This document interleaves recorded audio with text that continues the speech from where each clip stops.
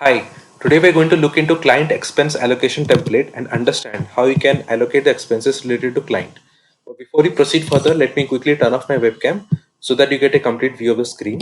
Now, jumping back to the template, you can see that in the client expense allocation template, we have an expenses table at the bottom where you can define the expenses and select the particular category related to the expense. So here we have listed out three different categories, that is travel, client relations, and professional services.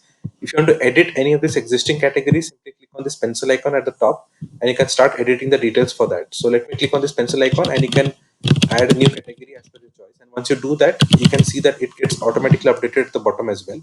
You can define the budgeted expense for this particular category. So let's say this expense is $1,400 budget and the actual expense is being pulled from the value that you entered over here the expenses table. Then we have the total percentage of expenses compared to the budgeted expense, and that's how you can keep a track of how much expense you have incurred in comparison to the budget expense that you have set. If you want to add a new category, simply click on this new page and you can add a particular category, and then you can click on this pencil icon and you can also again update the budgeted expense for this and use the same category in the drop down over here.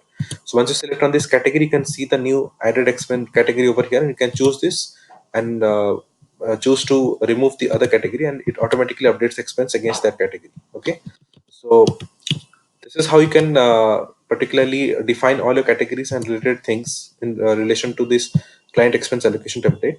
Now let's go to the summary section. In the summary section, you can see the total budget expense that we defined. So this is coming from this figure we have.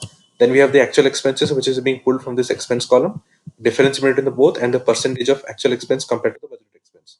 So this gives you a quick overview of how much expense you have incurred as compared to the budget amount that you have set.